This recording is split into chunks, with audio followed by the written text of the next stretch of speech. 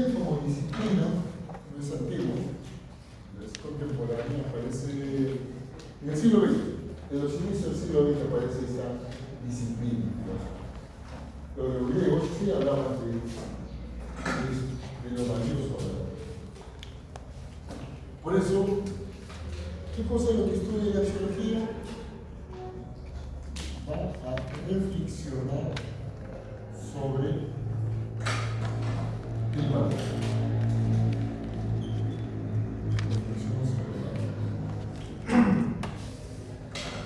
Va a reflexionar sobre cuál es la esencia del valor, en qué se fundamenta el valor. Va a reflexionar el origen. El origen, ¿qué es el que tiene los valores? ¿Sujeto o estado? Y esos valores, ¿cómo se expresan? A través de juicio. Entonces, eso es lo que tiene. Y cuando habla del valor, la arqueología dice que el valor es estimado, apreciado, algo. Ese algo puede ser un objeto, o ese algo puede ser un hecho, un fenómeno, una persona, una idea, ya. Eso es lo que uno valora. Por eso vamos a hablar de cuáles son las características del valor. La primera característica es que en el valor hay polaridad.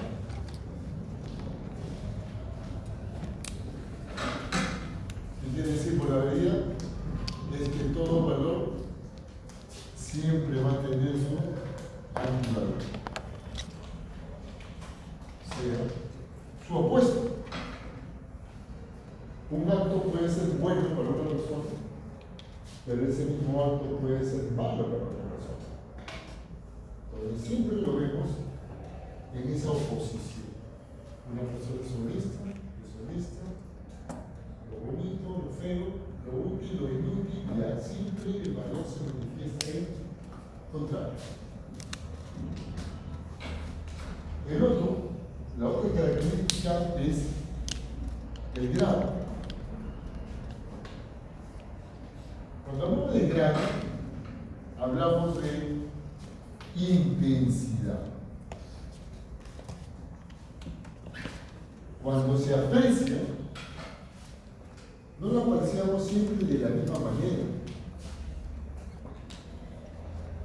de diferentes maneras, y eso se llama intensidad. Por ejemplo, alguien puede decir, esa persona es poco generosa o poco generosa. O alguien dice, no es moderadamente generosa. O puede decir, muy generoso. Con intensidad. Igual, un plato de comida, también uno lo valora con intensidad. Alguien puede ser rico o puede ser muy rico. Hasta las acciones que realiza una persona puede decir, oye, esa acción es buena, esa acción es muy buena, esa acción es buenísima. A eso se refiere intensidad. El otro es jerarquía. Cuando se habla de jerarquía, se habla de que los valores, como hay muchos valores, hay que dar una prioridad. Hay que dar una prioridad. ¿Y qué significa prioridad? Hay valores que son superiores y hay valores que son inferiores. ¿Y cómo se determina eso? ¿Cómo uno determina si un valor es superior y otro inferior? Eso está en cada uno de nosotros. Nosotros vivimos en una sociedad, en una comunidad. Y esta sociedad, comunidad, tiene sus normas, tiene sus creencias, tiene sus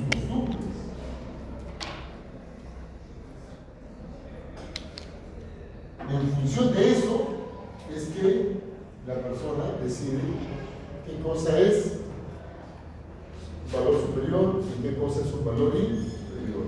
La creencia de la persona. Un ejemplo que sucedió hace 2 años, cuando hubo un temblor fuerte. Justo ahora hay lugares donde hay cámaras, justo se enfocó eso. Era en una iglesia evangélica. Los creyentes estaban ahí sentados. Cuando ocurre un temblor, siempre una persona, o sea, algo dentro de él va a separarse y salir. Ajá. Ocurre un temblor fuerte. Las personas salen, pero la que estaba dirigiendo era una mujer, una pastora. Y la pastora estaba delante, pues está la puerta, había una puerta atrás. La puerta estaba atrás. El temblor se para y sale, algunos, no todos, nosotros sentados. Porque la pastora dice que Dios no va a Se cae el edificio. Algunos obedecen, otros no, ¿por qué? Porque pasan personas. Dios no, pero mi vida. Otros se quedaron. Entonces, la verdad es costumbre de la creencia. En función de eso, tú determinas qué cosa es superior y qué cosa es inferior en la valores. ¿Ya? Entonces, esa es la forma como se da esa prioridad. Ahora veamos cómo se clasifica. Vamos a ver una clasificación. Vamos a ver los valores más importantes. El más importante es el económico. Esto, muchachos, ya en todas las sociedades, ese es el valor que tiene una, si se puede decir, un predominio total en todo el mundo. Estamos en una sociedad de consumo, recuerden, sociedad de consumo. Todo es en base a lo material. Y por eso cuando uno valora en términos económicos, valora en función de eso, de lo material. Lo que una empresa decida, hablaba de esto en términos productivos, ahora lo productivo también se le aplica a las personas. Tienen que ser productivos. Como tanto. Cuando le dicen la empresa, oye, las empresas tienen que ser competitivas, también se le exige a las personas, estudiantes, oye, hay que ser competitivos. Entonces, miren cómo lo estamos valorando como si fuéramos objetos. O es término. Tienen que ser emprendedores. Esa es la forma como ahora se valora, como lo útil, lo provechoso, lo generoso. Ya, entonces, esto es lo que domina el mundo. El mercado, como rige el mercado siempre lo ve todo como mercancía, como algo material, y por eso valora esa. Otro es los valores éticos. Los valores éticos es a nivel individual. Un valor ético busca corregir la conducta de una persona. Busca eso. Por eso cuando se valora en términos económicos a una persona, se valora en términos de, oye, honrado. Esa persona, una persona buena o honesta.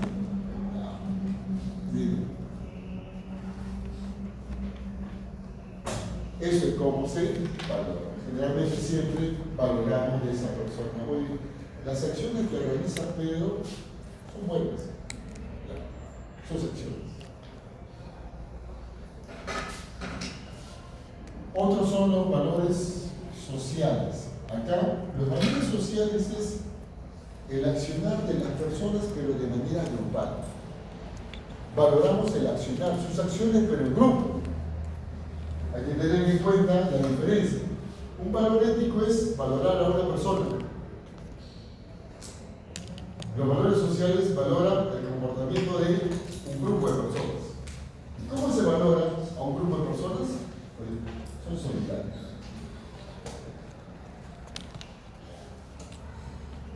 A una persona individual solidario no, pues. Un grupo solidarios son fraternos.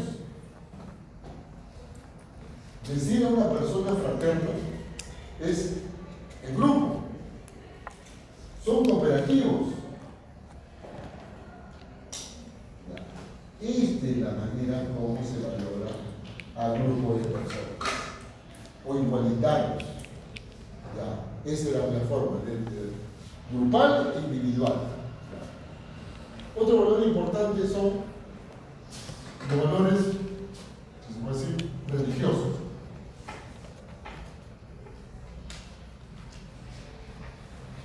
Los valores religiosos. Acá, en estos valores religiosos, pues acá tenemos pues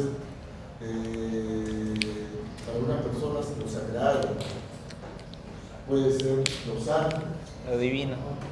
lo divino, lo dadivoso, lo misericordioso, Lo diabólico. lo malo. lo profano. Lo satánico. Cuando alguien roba una iglesia, porque en la iglesia siempre a veces hay objetos de valor, se comenta, se ha cometido un sacrilegio, porque has robado en un lugar Sagrado. la casa de Dios, ya un sacrilegio, ya en esos términos se valora. También hay los valores teóricos. Estos valores teóricos valoran conocimientos, teorías, conocimientos. ¿Y un conocimiento cómo se valora? O una teoría como verdadero, como válido, como correcto, como duro, como lógico, ya, esa es la forma, conocimiento que se valora. Luego tenemos también los valores estéticos. Los valores estéticos es generalmente siempre uno lo asocia al arte. Cuando se habla de estética, el arte. ¿Ya? Entonces, lo estético vemos siempre es lo exterior. Siempre es lo exterior. Y lo exterior apreciamos lo bonito, lo bello, lo elegante, lo extravagante, lo ridículo, ya, esos términos. Luego tenemos otros que son los valores sensoriales, los sentidos. Los sentidos son los que van a captar eso. Por ejemplo, una comida, ahí está lo delicioso, lo rico, lo agradable, lo que genera un placer. Y el otro son los valores vitales. Cuando hablamos de valores vitales, ya eso tiene que ver pues con la salud, con la fuerza, con la fortaleza, la vida misma, ya esos son los valores vitales. Esos son la clasificación. Y esta clasificación de todos tiene su polaridad. Todos esos valores tienen su antivalor. Y todos estos tienen su intensidad. Y la prioridad es cuando nosotros de esto establecemos nuestra tabla de valores. Cada sociedad establece su tabla de valores, cada familia, cada persona tiene su tabla de valores. En esa tabla de valores escogen qué valores son los más importantes, ya, arriba. ¿En base a qué? Ahí está. Ya, entonces, ahí está la clasificación de los valores. Ahora veamos lo que es el acto valorativo.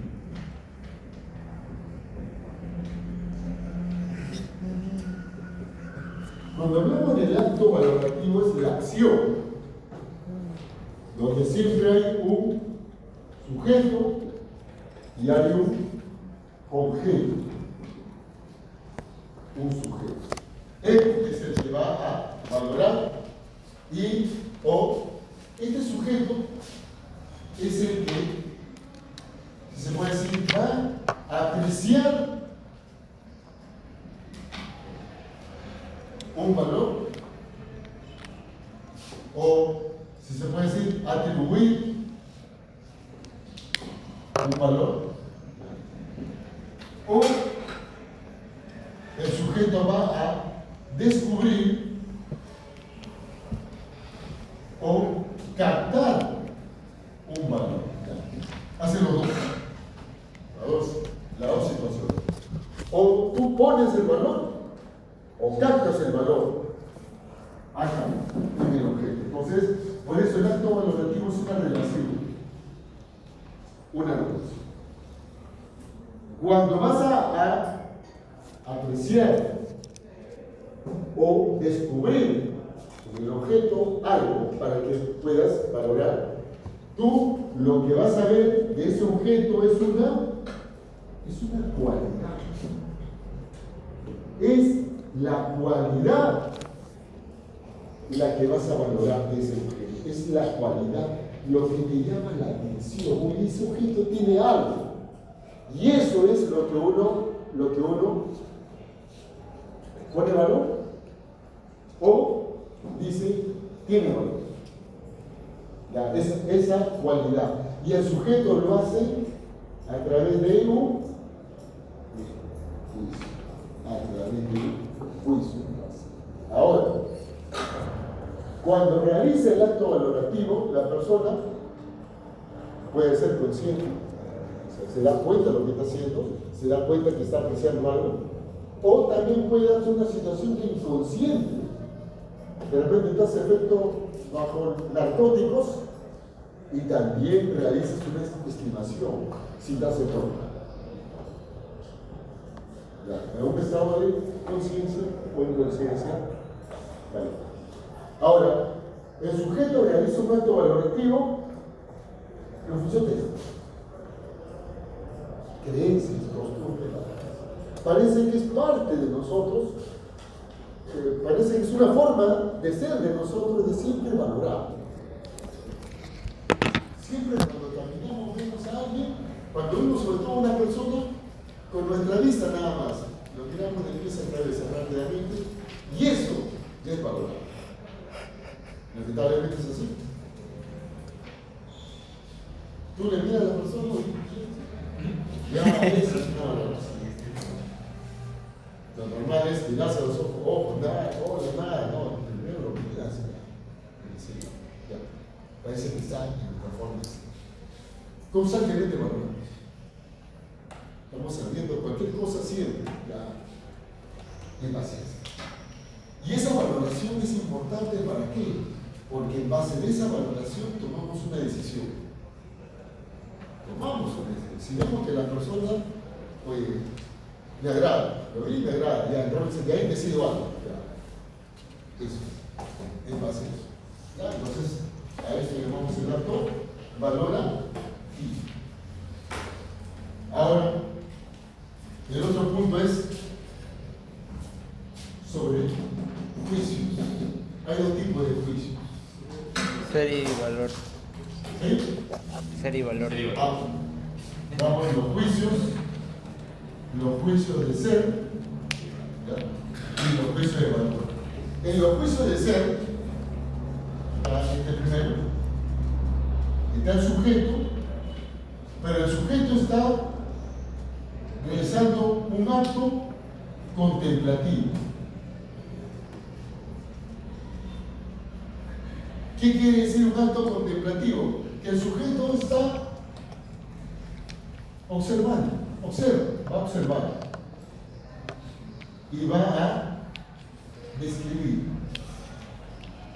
Observar y describir, no va a estimar, no va a apreciar.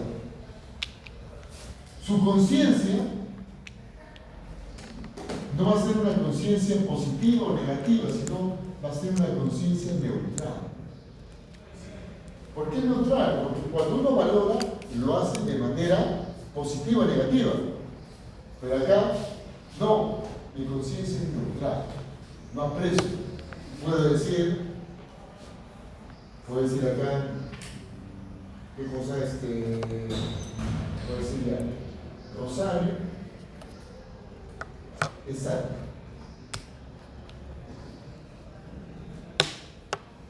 Ahí no hay ninguna estimación, hay una descripción, nada más. Por eso es un acto contemplativo. Contemplo, veo y doy un juicio, pero es un juicio de ser, un juicio hondo. A la axiología no le interesa esto. ¿Por qué? Porque acá, ¿qué voy a valorar?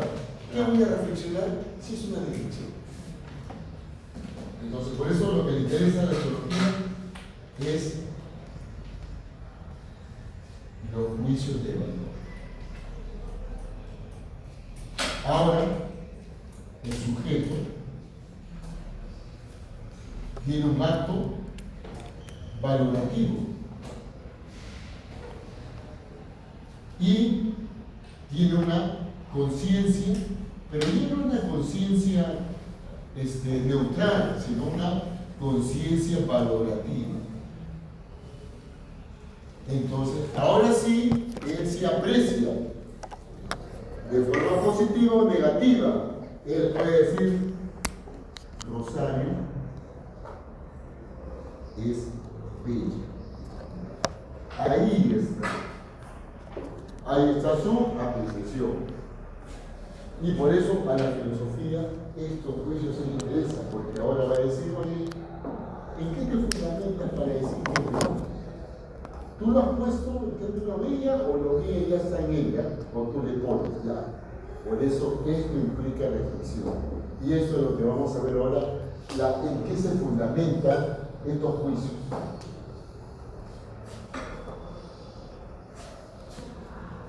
Primero vamos a ver la fundamentación. Y veamos desde el punto de vista del subjetivismo. El subjetivismo dice, el sujeto es el que pone valor, le pone valor al objeto, aprecia y atribuye valor el sujeto. Entonces, por eso vamos a ver el primero. Tenemos acá el hedonismo. Acá el hedonismo.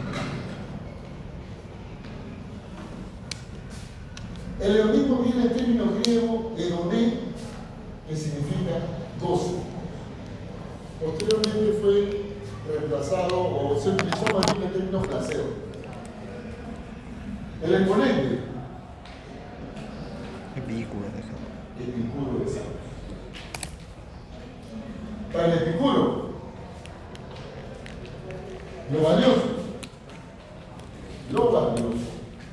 Es el placer que te da. El placer que te da.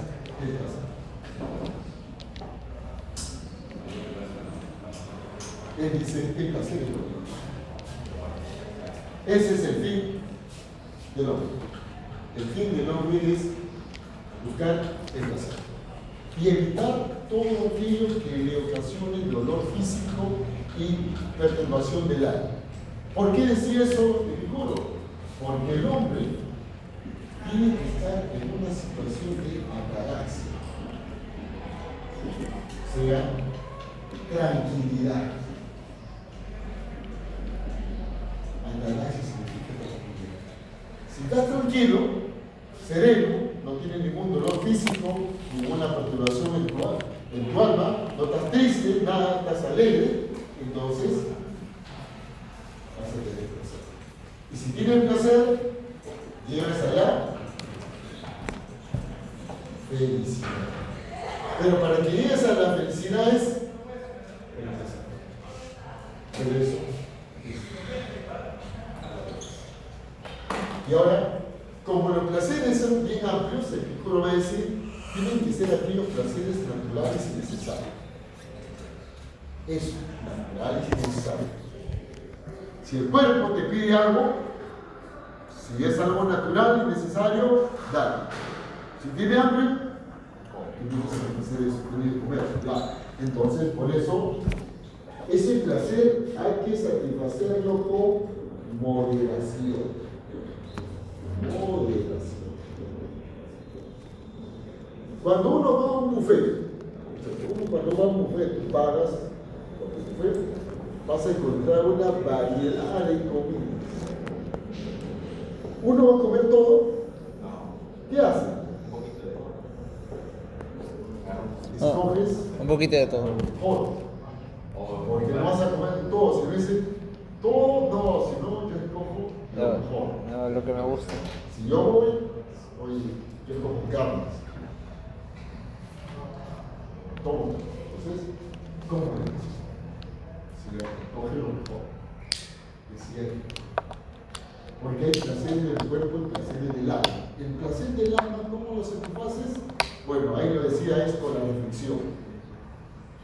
¿Ya? ¿Cómo la reflexión? Pero ese placer que sea intenso y duradero.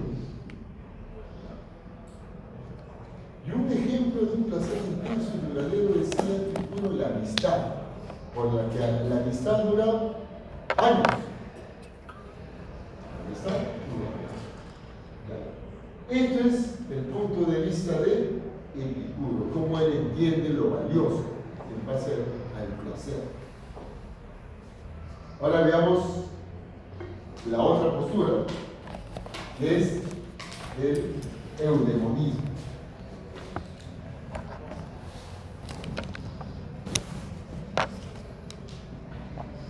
Y esta es la postura de este filósofo, Aristóteles. Aristóteles es el que va a cambiar el. Para Aristóteles, lo valioso es la felicidad.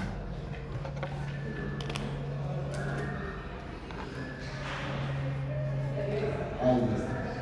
Eso es lo valioso. La felicidad. Y lo pone como el fin último.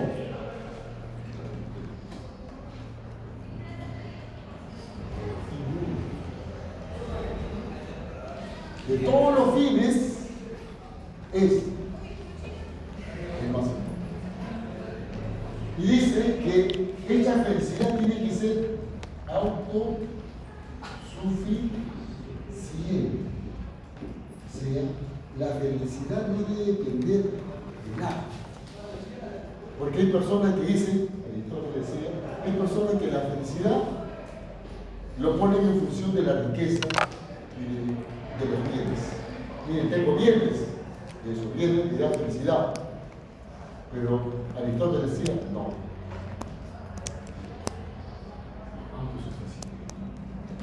El éxito, por el éxito soy feliz. Y Aristóteles decía, no. Es mismo. Ya, entonces miren, un último autosuficiente. ¿Ya? Y esta la felicidad tiene que ser deseada por sí misma.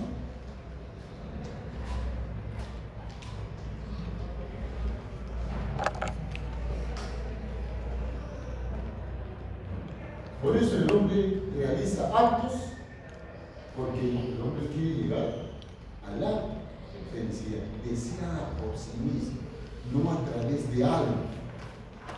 Por eso la felicidad está en función de su esencia. ¿Cuál es la esencia del hombre según Aristóteles? Lo hemos visto la semana pasada. ¿Cuál es? Ah, el alma. Para Aristóteles, la esencia del hombre. El alma. Alma.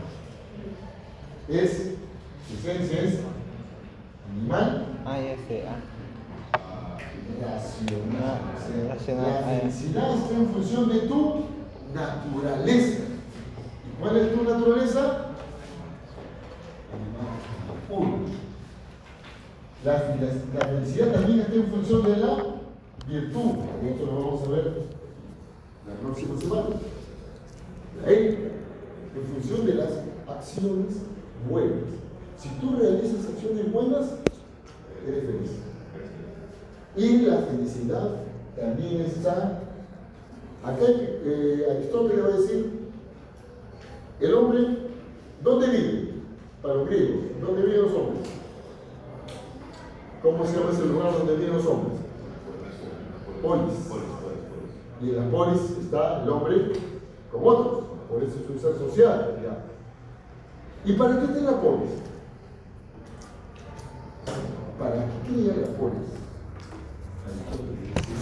No para poderse conversar con otros, es la polis porque el hombre quiere vivir bien. ¿Qué significa vivir bien? Vivir bien significa que un hombre tiene que ser un buen ciudadano.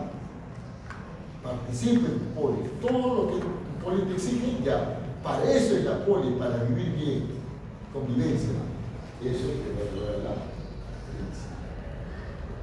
Y luego dice, pero la verdadera felicidad, ¿dónde radica la verdadera felicidad? Esa es la verdadera. Los filósofos, su esencia, la reflexión. Y lo otro, es felicidad. Pero esta es la verdadera felicidad. Así es. Ahí está el tratamiento de Aristóteles con su eudemonismo. Ahora nos saltamos hacia la época contemporánea, siglo XIX, y estamos con el utilitarismo.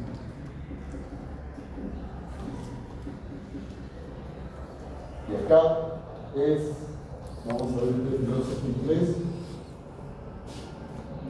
John Stuart Mill.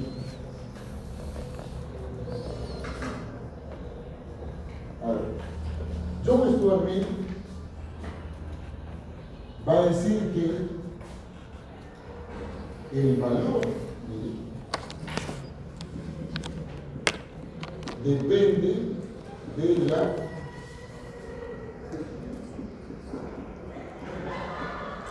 utilidad. Depende de la utilidad. Ahora,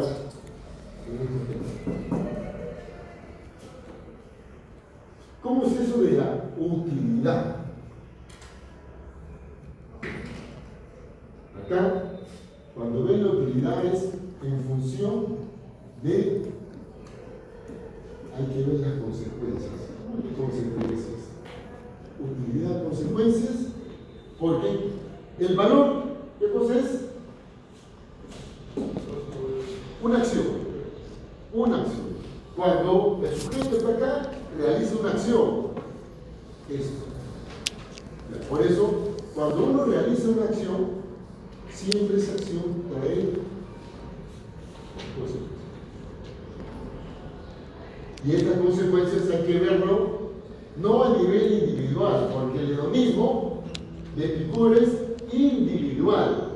El placer de una persona, solamente de una persona. El utilitarismo quería cantidad. Por eso ellos decían, las consecuencias tiene que ser una mayor, en estos términos, en términos de mayor, en términos de cantidad. Más que nada, cantidad lo mayor. ¿Cómo? Porque la utilidad está en función del placer, está en función de la felicidad, está en función del beneficio,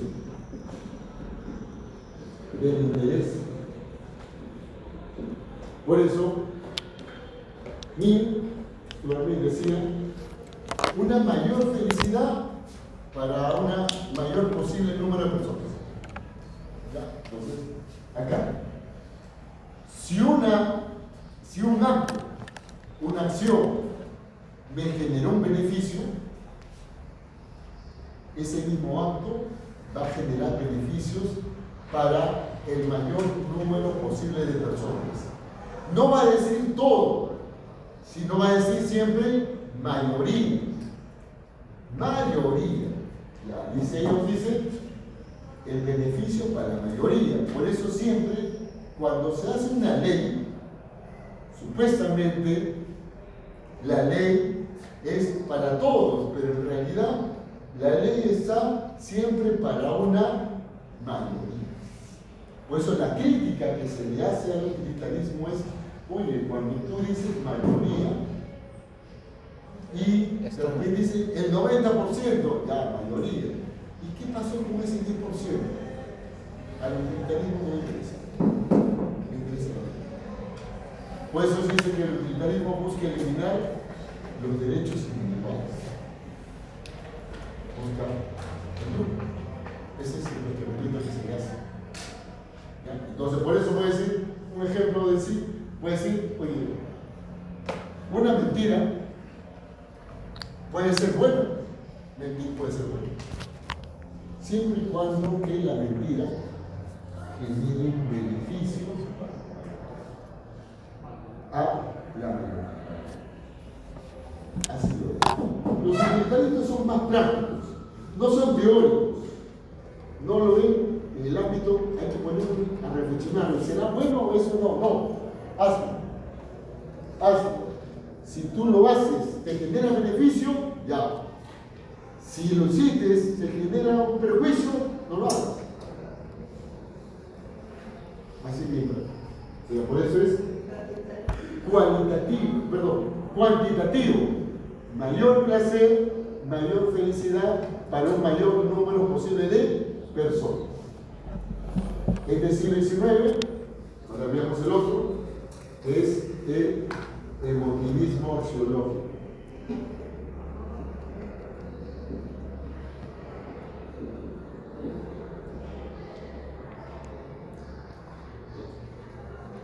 Esta postura es de este filósofo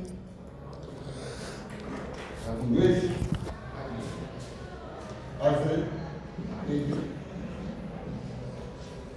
que es un lógico, que es filósofo del Círculo de Viena.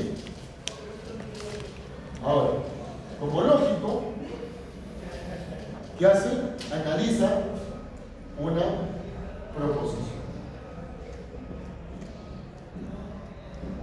¿Cuál es el rasgo esencial de una proposición? Las premisas. Ya la hemos visto. Las premisas. Una proposición, cuando vimos en lógica, inferencias y proposiciones, una es válida y el otro es verdadero. ¿Pero en base a qué? Una proposición en base a su significado, su sentido. Por eso una proposición afirma O niega algo. o describe hechos, se refiere a objetos. Por eso una proposición puede ser verdadera o falsa. Ustedes saben, una impresión. ¿Se puede comprobar si es alta? Sí. Ya. Ahora, un juicio. Un juicio dice, y no afirma y no describe. Rosales ve. Acá no afirma, no describe. Por eso no es ni verdadero ni falso. Pero Rosales Bella, eso es producto de tus emociones. Más bien, un juicio es una expresión de nuestras emociones o sentimientos. Por eso es emotivismo axiológico. De repente estabas contento, la vistes, oye, Rosales Bella. Si hubieras estado triste, hubieras calificado de esa manera. Por eso es expresión. Con esto, uno busca influir y persuadir a otros. Vas a influir. Es bueno decir la verdad. Esa expresión es bueno decir la verdad. Y busco influirlo en ustedes para que siempre digan es bueno. Eso es lo que va a decir este filósofo. Entonces, ahí está el subjetivismo. Ahora veamos el objetivismo.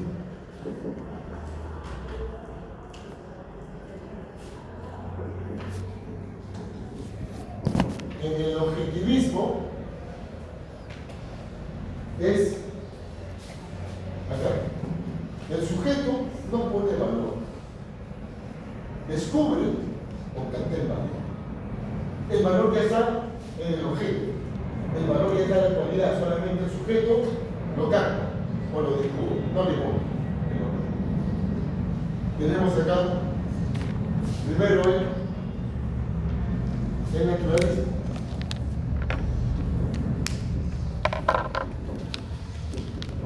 Esto es la explicación de este filósofo inglés, Herbert Spencer, también del siglo XIX.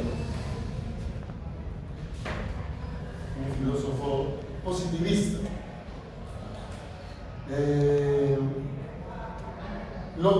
Es en base a los mismos términos que vimos la semana pasada en Spencer, cuando vimos sobre el origen del hombre. Dice, el valor se explica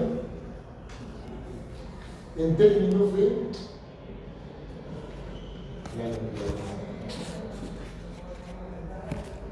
o en términos de la evolución biológica del hombre. En función de eso, o sea, el valor está en base a eso. En el hombre, por ejemplo, el hombre, ¿qué es lo que hace? El hombre no pone, sino el hombre capta el valor. Capta. El valor ya está acá. El hombre solamente lo capta.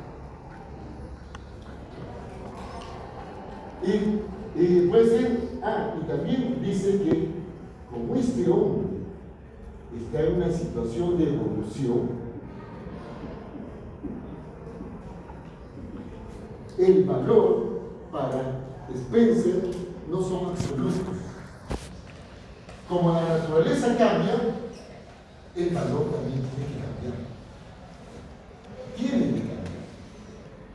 Pero no lo cambia el hombre, sino la naturaleza hace cambiar, entonces los valores también cambian, porque cuando él observa, capta, lo va a captar en función de esa evolución. Por ejemplo, un ejemplo de esto puede ser: será valioso todo aquello que favorezca la supervivencia de la especie. La supervivencia de la naturaleza. Será valioso aquello que de repente los países se ponen de acuerdo sobre la contaminación y los países deciden: vamos a reducir los gases de dióxido de carbono para el efecto invernadero disminuir. Entonces, eso es valioso porque están viendo esto, la naturaleza. El otro es el idealismo. Tenemos a Platón.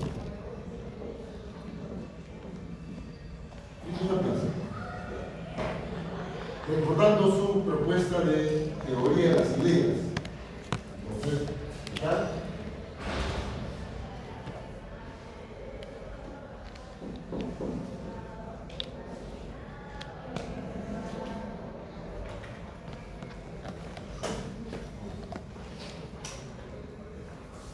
el hombre en su mente de repente puede estar en este término: lo ve.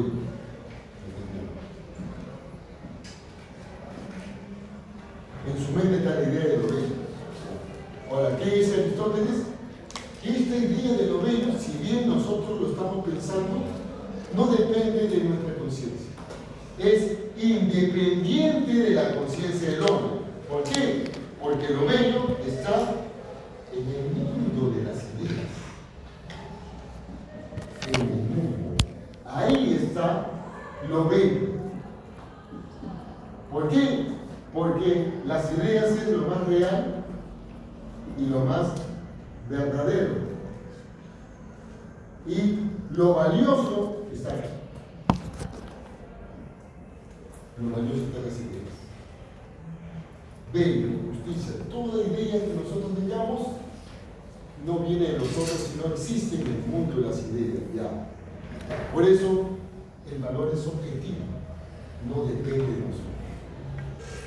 El otro, la propuesta de Max Scheler.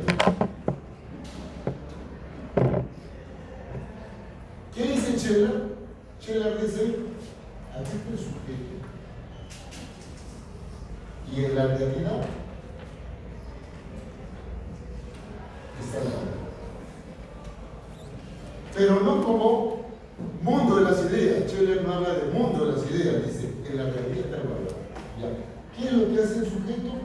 El sujeto capta el valor. Capta. Pero no lo capta en base a su razón. Lo capta mediante una intuición emocional.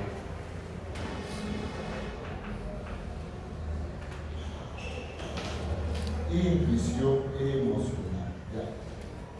O sea, captamos los valores mediante la intuición. Luego que lo captamos, la razón lo procesa, pero es a través de la intuición. O sea, lo bello lo captamos acá. La justicia lo captamos acá. Lo bueno lo captamos acá, como intuición. Entonces, ese es el planteamiento de Scheler. Y para diferenciar de este otro filósofo, que es Nicolai Hartmann.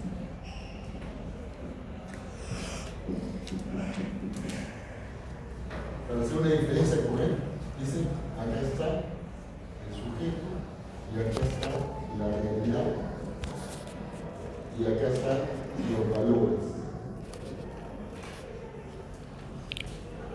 ¿Qué dice? Claro, el sujeto cuando ve los valores, dice, no lo hace por intuición, sino toma los valores como un modelo. Lo toma como un principio. El valor que encuentro ahí está en la realidad. Entonces, yo veo lo bueno como mi modelo, mis acciones van a ser buenas. Yo veo la justicia, mis actos van a ser justos. Lo tomo como modelo. Esa es la diferencia. Mientras acá es intuición, acá como modelo, como principio. Ahí estamos.